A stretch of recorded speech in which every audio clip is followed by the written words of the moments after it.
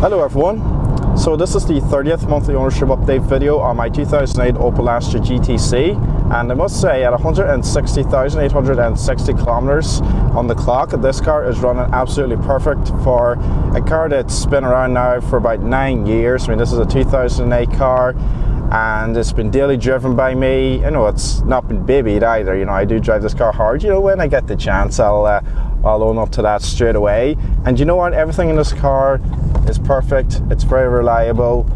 Everything's held together very well. There's no reliability issues with this car. I've never had any serious problems with this thing, other than maybe little problems I've created. Everything in the interior, for example, the radio, the air conditioning, the multifunction controls, you know, the headlight controls, everything in this car works. And speaking of the interior, I actually gave it a little clean a couple of days ago, so you know, it looks basically factory new in here, kind of. On the outside, it does need to be washed because, as I said, I do daily drive this car, so it's pretty hard to keep it clean, especially black cars in general. So apart from all that on my car, there's a lot to talk about as far as YouTube videos go. So recently I reviewed a Ford Mustang GT and a 2016 Nissan GTR. So those cars were both reviewed at Packard Motors in Oma, which is about an hour away from where I live, just under an hour. I think it's more like 52-53 minutes, and I was very happy to get them cars reviewed that day. Obviously I love the Nissan GTR. I just think it's an amazing piece of engineering. I know a lot of people have some of their own opinions on the Nissan GTR, we'll put it that way, on the internet, but honestly it's just an amazing car. It looks great, and the way they developed that car is just completely unheard of. You know, nitrogen filled tires, very aerodynamically designed body, and so on and so forth. There's a lot to talk about with the Nissan GTR.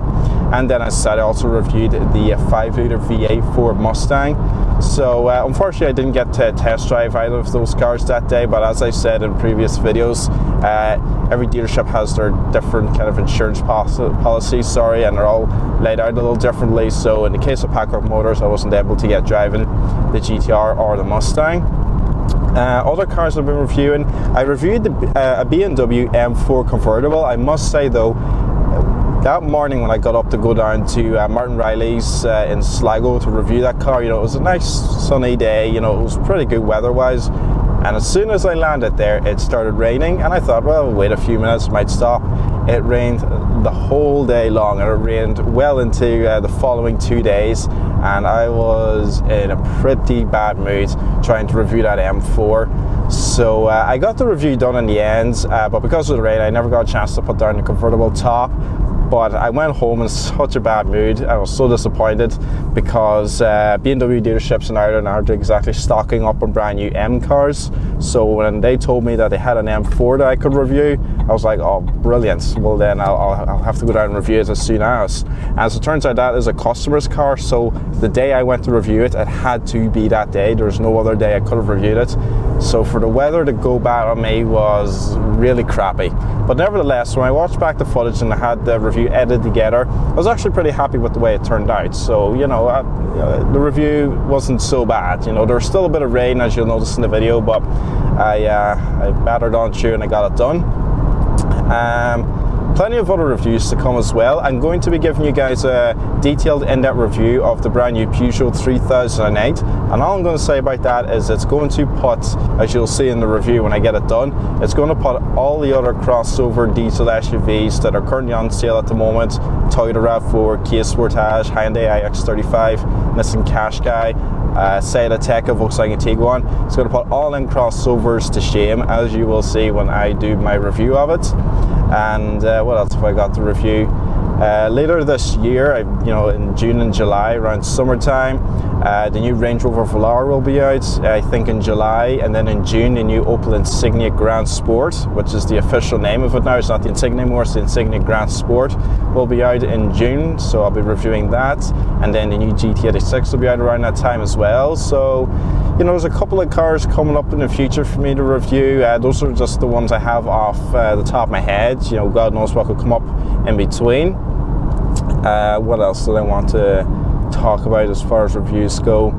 Well, I think sometime next week I'm going to be reviewing a 2004 Lexus IS200 SE, a silver one. So you might be wondering, why am I going to the effort to review a 13-year-old Lexus?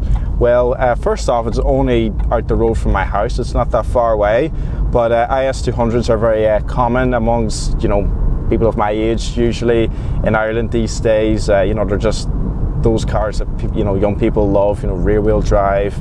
The IS200 has a 2-litre straight-six engine. You know, they're highly customizable. They're just very coveted and, you know, wanted cars, especially because you can get them cheap these days as well. So I figured, you know, since there's one for sale, I might as well go out, take a look at it, see what I think of it, and see what all the fuss is about.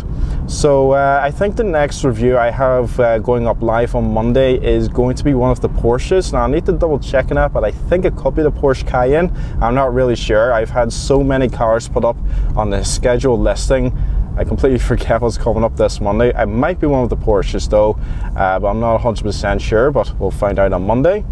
So yeah, there's a lot of cars, as I said, coming up in the near future. Cars I've reviewed that are scheduled to go out live, and then cars I still have to film. So there's plenty going on.